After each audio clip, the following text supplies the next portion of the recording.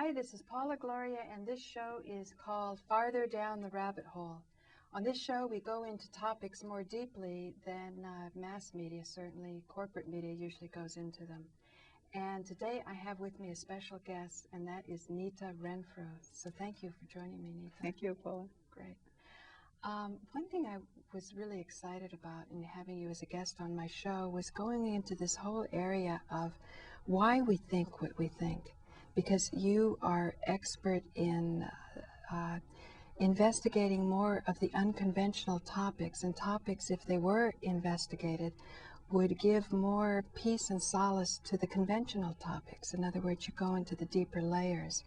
You did, as I understand from Harold Channer, a definitive work on Saddam Hussein, and you also did work with the militia movement. Mm-hmm. Where do you see your career right now and on these topics of looking at the deeper aspects to understand the more surface? Well, what happened was that I was doing journalism for a long time, and I was going around gathering facts and interviewing people and following my intuition and that sort of thing. And I was always interested in covering stories that weren't being covered by somebody else, because why just do the same thing everybody else is doing? And that got me into a lot of trouble, because at that point I found out the reason they weren't being covered was because they didn't want them covered. So that hurt your career? Yes, very much so. You couldn't get them published? So I was having a lot of trouble getting things published because I wasn't saying the same thing that other people were saying. What was the closest to your heart of all the things you've done? Well, that not saying what other people were saying, investigating it, learning about it, made you feel this really needs to be said? Well, I think maybe the work I did, I worked for 7 years full-time on a book about the militia movement, starting in 94, I guess it was, right after the Oklahoma bombing. And now let me explain just for my viewers. My understanding of the militia movement is it has something to do with our Constitution saying that we should only have a standing army as long as we need it. That's correct. And no more than 2 years, I think, that's after part which of it. you disband it. So it has to do with the Constitution, right? It has to do with the Constitution. Okay. And it also has to, well, it's the militia movement. When I started working on this, because I had realized I had been working on the Middle East and Latin America and so on, and I finally came to the conclusion, the problems are not over there, they're here. I'm an American. It's like, my responsibility is here. And it's like, if we're creating problems over there, what's going on here that's doing that? Right. So that's when and then we had the Oklahoma bombing, and I said, I'm going to start investigating. And, we started having these articles about the militia movement, which portrayed them as white supremacists and fanatics and crazy rednecks. And survivalists. And their pickup trucks and exactly. a bunch of and on their racks. Sort of Ku Klux Klan people and mean all that sort people. of thing. And so excuse me, just historically, when the Oklahoma bombings went off, had you finished your book about Saddam Hussein? Were you working in the Middle Yes. You were working in the Middle East, and the book was finished? The book had been published in 92. Oh, I see. Yeah. And the bombings were again?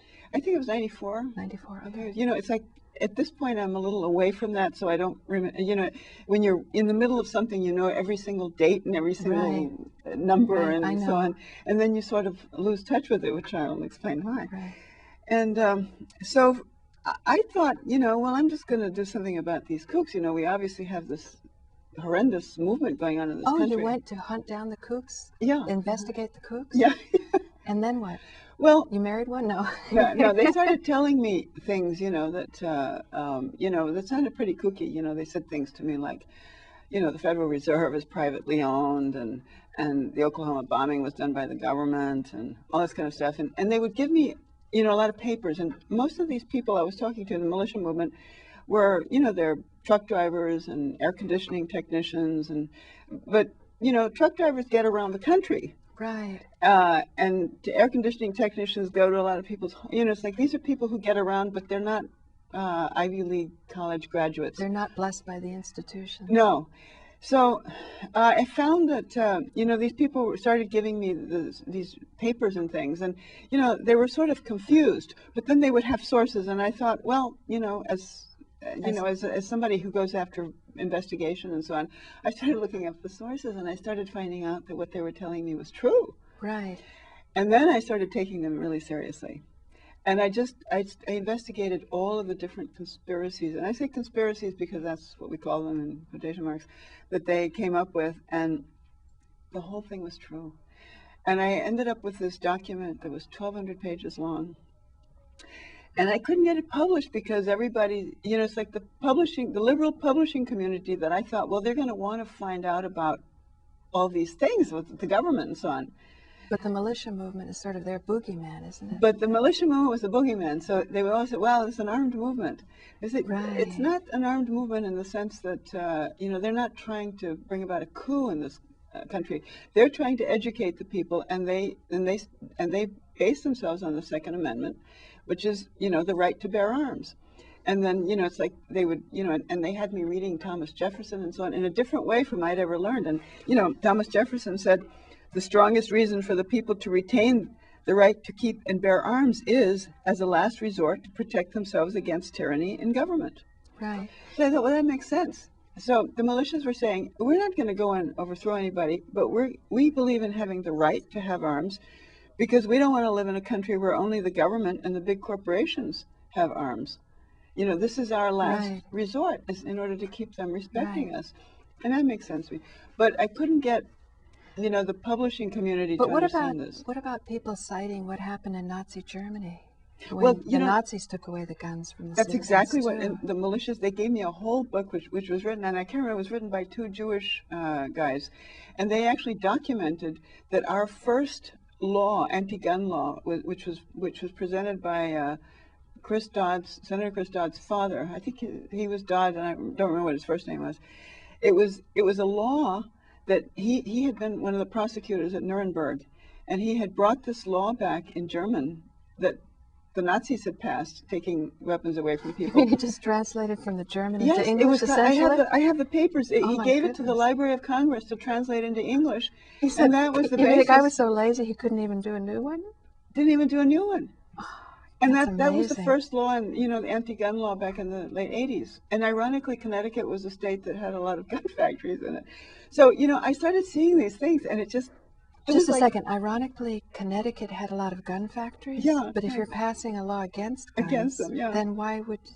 That's strange. Why would they would be getting rid of their market? Exactly. Well, that's yeah. It's just one of the little ironies. One of the funny you know, things, yeah. Of which there were so many. I filled up 1,200 pages. I could have gone on another 1,200 pages. So it turned out, and then I got, you know, I started sending the manuscript around to people, and you know, people on the left and the right, important people, and I started getting, you know, it's like I remember sending the manuscript to a few of my high-level contacts in Washington, thinking, well, you know, there goes my credibility. You know, when they read that I'm saying that the Federal Reserve is privately owned, of course now this is current knowledge, but not in the 90s. So what year? In the 90s it wasn't? No, not yet. And I thought, well... Do you know, I had a college professor at UC Santa Cruz who failed me in an American Institutions course, and I was so upset. And then he told me the reason he said, anybody else I would have passed, but you can do better. You can do better. And then he told me about this book by Eustace Mullins, Secrets of the Federal Reserve. So this was 73. Yeah. And I thought, why would I want to read a book about banking? And it took me 20 years to read that book. I was so upset that he failed me. Actually, he passed me anyway. Well, that's one of the books that the militias that got me to read. Yeah. And I remember I had a friend, Tom Draper, who's now dead, and he had been one of the editors of one of the internal Federal Reserve newsletters for, I don't know, 20 years or something. And I called up Tom and I said, Tom, can you get me a copy of the Shareholders of the Federal Reserve, a current one? And he said, come on, Nita, it's a government institution. And I said, well, it isn't, because by then I knew, and I had this, and he said, you're crazy. This would be about 95? This, yeah, 96, 96, maybe 97 or yeah. something. He said, this is totally off the wall. And he said, I worked there for all my life. I'm retired now. He called me back the next day and he said, Nita, he said, I eat humble pie. He said, I have a copy of the thing for you. Wow. He said, you know, nobody over there even knows this. Right. And he said, and he gave me a copy of the list of the shareholders, and it was, you know, it was like all the banks, including foreign banks like HSBC, which I then noticed, you know, that's why they have this enormous building across the street from the Federal Reserve. And, you know, a lot of foreign banks are shareholders in So now you're saying it's more mainstream knowledge? Because I've always been unmainstream, so I never know what mainstream well, is. but even unmainstream people didn't know that. Uh-huh. Meaning, But you're feeling this is more out now? well, I run into people who know this now. I see. Whereas at that time, there was, I mean, everybody just told me I was off my rocker. Right.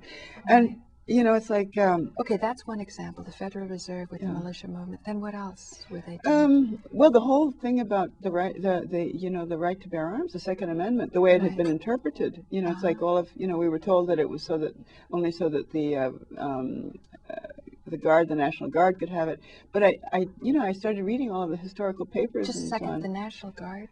The National Guard. The way it's interpreted now is that the right to bear arms is because the National Guard is the people and so on. But it's not. You know, it doesn't mean it doesn't mean the militia per se. But of course, when you go back into the papers, it makes a distinction between the organized militia and the unorganized militia. The unorganized militia is the people at large, and this was very clearly. Which is not the National Reserve. Which is not the National Guard. So constitutionally, we can have. Yeah.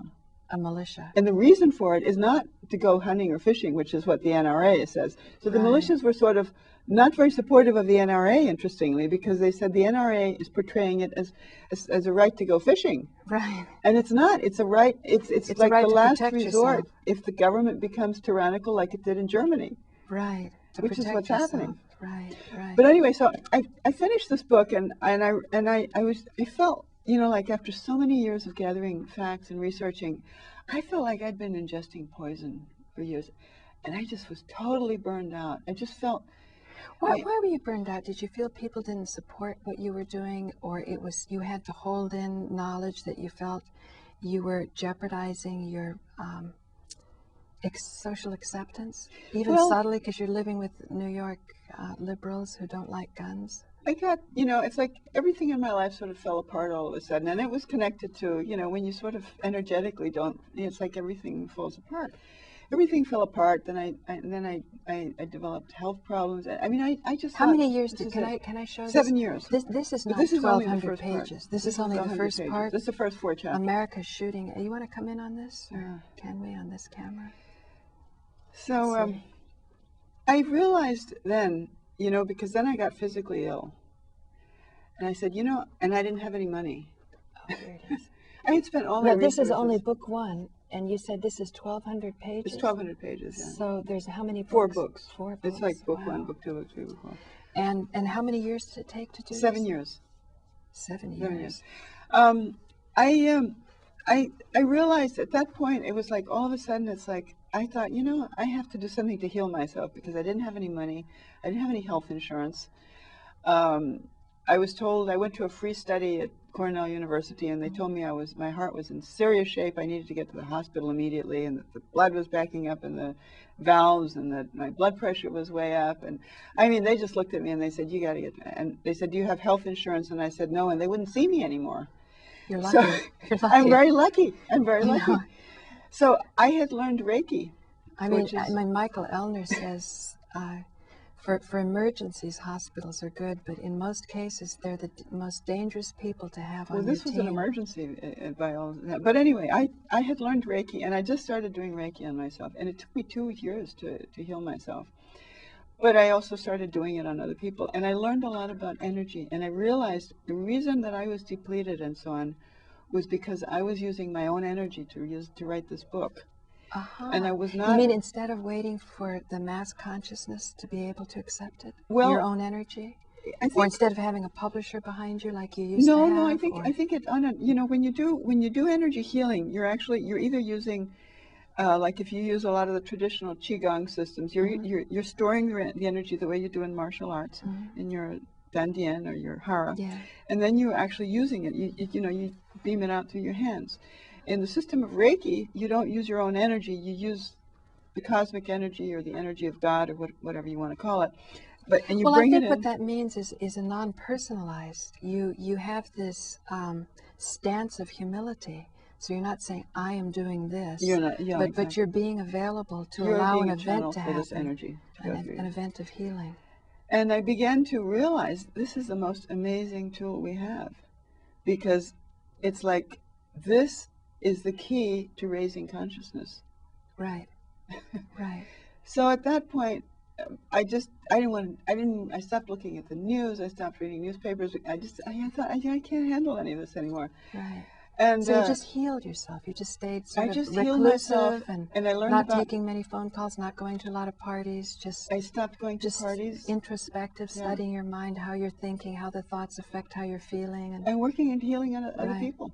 Right. You know, and after 5 years of that, I'm now feeling okay. Now I'm ready to start integrating. Well, you look great. I mean, I was switching that show you did with that uncle, the Eskimo from yeah, and Alan and JJ Hertog, and it was fun to switch it, and your energy was beaming. And I mean, for people who don't believe in energy, wow, you can just see the difference when you appeared on the scene. It just became a very alive show, and it's got 1,500 hits straight away on YouTube. It started to go out there. So what I think today is, now I want to look for a way to combine the two, because it's not a matter of shutting out the world, because I don't believe that, it's like, it's okay for some people to go and be hermits and ascetics and so on, but we have to know what's going on, because we have to witness this, because we bear a lot of the responsibility for what's happening. It's easy to sit there and say, George Bush is doing this. But I feel, look, I'm an American, and, I have blood on my hands too, because I'm part of this country. I think it's so wonderful, your background, where you've come from, having done a book on Saddam Hussein, having worked with the militia movement, having healed yourself dramatically with Reiki. Now when you come around, you can kind of pinpoint your healing. Otherwise you say, oh, just forgive them. I agree, George Bush is not responsible, but we still have to be very savvy of his power and what he's doing. We have to know exactly how we're forgiving. And it's not this bring them to justice, because punishment never works either. The problem with bringing them to justice, which is what the marches used to work. Like they worked marches. They worked against the Vietnam War and so on. But tools wear out. They don't work anymore. We need to, and we're at a different stage in our evolution. We now have tools that we didn't used to have, because a lot of people, it's like the energy it's coming down now. So instead of marching, we purify our awareness? We purify our awareness, and I think that what we need to do is start en masse sending them the energy of forgiveness. Right. But I think forgiveness works better if you really know what you're forgiving. But that's the point. So we have to be savvy, we have to be alert, we have to know what's going on. That's exactly it. Because, it's like people say to me, well, we have all kinds of peace vigils and so on. And I say, yeah, but it's not, it's a very amorphous thing. Like words get worn out too, like peace is, it's like George Bush uses peace all the time. But I haven't heard him use forgiveness. We need to find a word that he doesn't use. That's interesting. Okay. Nonviolence it's been overused. It's like at the time of Gandhi, it was like a very powerful tool, but now everybody uses it. It's like it gets in, the advertising world gets a hold of a word, and then that's it. Forgiveness hasn't been used, and it's coming from the love is a word that's been used too much. Forgiveness is really love. Love is dynamic, and we need to. And I watched the vigils of the the meditation groups and so on, who don't know what's going on in the world, and I said that's not what I'm talking about. It's like, because you have to bear witness, meaning we have to be forgiving of what we know is happening, and it doesn't mean to condone what they're doing, but I also feel we're not policemen. It's even like, to heal. And in order to heal, you have to use your heart. And so I think that if we started, having marches of forgiveness, and really send the energy of forgiveness to these people, so that they so they could loosen up and come clean. A lot of what they're doing is out of fear. And when we march against them and talk about justice, it makes them feel more fearful, and they have to build bigger walls, and it's like we've got martial law sort of slowly descending upon us. And we need to. And we're contributing to that, because we're contributing to that. Forgiving. We need to start using the energy to shift the energy, and we can. And we need to do it in a very conscious way, in a very sort of knowing way. And that's what I want to do now. Yeah, very interesting. Very interesting.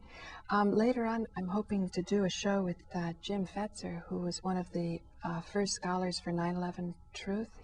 He founded the organization. And I want to talk to him about the methodology of science. But I know we've had discussions before about what's euphemistically called brainwashing. I used to hear the word brainwashing when I was a child growing up, that you get brainwashed by the communists. And my family, my father's family, was in Greece after the Nazis left after World War II. Well, they were in Greece all the time, but you know, the Nazis came and went, and after the Nazis went, there were the communists. And after studying Webster Tarpley's false flag terrorism and his savvy on international terrorism, I got to wondering if these were indeed communists, because I heard of one priest, an Orthodox priest. Now, an Orthodox priest wouldn't be a communist.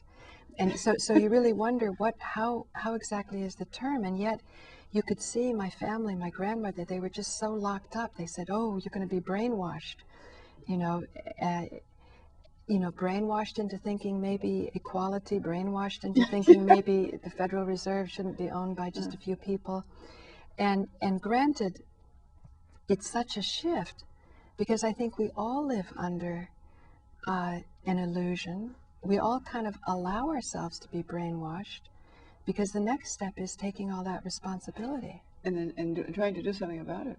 Yeah. What would that look like? In other words, there must be a certain amount of consent that goes on with this world. And I feel like I'm part of it. Yeah. Like, because I could be doing more. I could be putting my life on the line. You know, the soldiers that go over there are putting their lives on the line. I'm not. Except they kind of buy into an illusion, because I went to a recruiter the other day. It was on Lexington. It was a big old building. I actually got some footage. And of course, I was referred to somebody else, and but I'm going to follow it up. Yeah. And I said, I've got a nephew, and he doesn't like college very much. And I thought, what should I tell him? On the other hand, I don't want him to come back with some limbs missing. Yeah.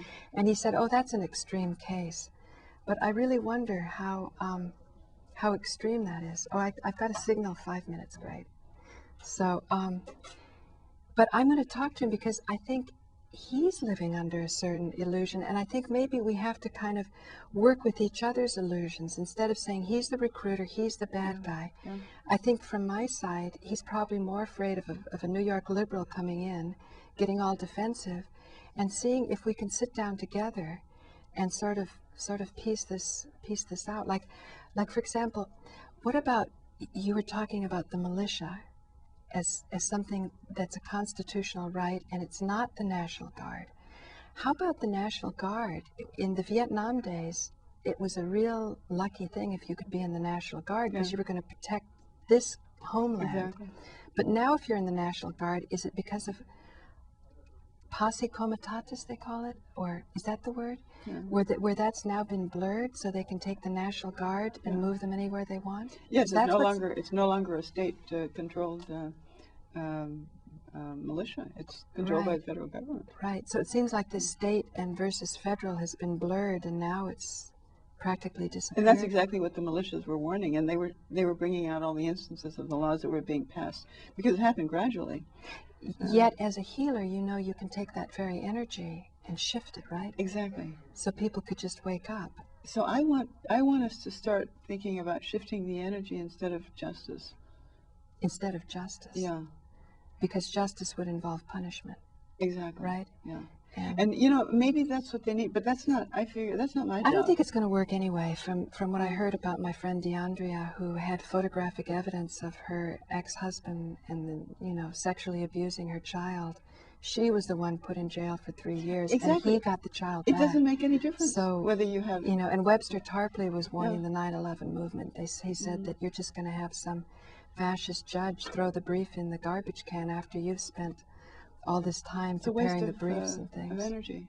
Yeah. But we could better put that energy to use in trying to shift the energy, and trying to raise consciousness. And all of us, we can't divide ourselves into the good people and the bad people, because we also don't know what's going on in a higher level. What is the higher? But we probably could know more and more as we forgive, right? Exactly. Then we will start coming in contact with what is really happening on the higher levels. Right. What's being played out. Right. And Yeah, I remember when I was in my early 20s, the Transcendental Meditation Cities program came along, and I was sitting there using these sutras. It's first you transcend, you go beyond thought, then you initiate, these sutras that were written down in scriptures as giving certain results, culminating in levitation. But on the way, there's many interesting ones.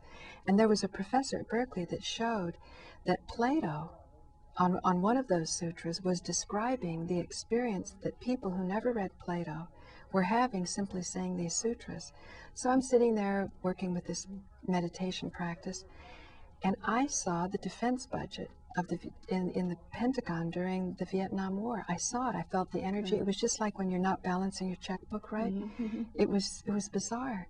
But I think it was my innocence that I wasn't interested in politics. But the experience was so deep and real. I've always carried it with me that our potential to know is tremendous, and it is a function of our capacity to forgive. And the Akashic field is really there. Yeah. That's the thing. The more we get in touch with our hearts and let our hearts be the lead organ instead of our brains, which now the scientists are also saying, then we can begin to access the higher levels, the subtle, the subtle body and the subtle mind and the spiritual levels and so on.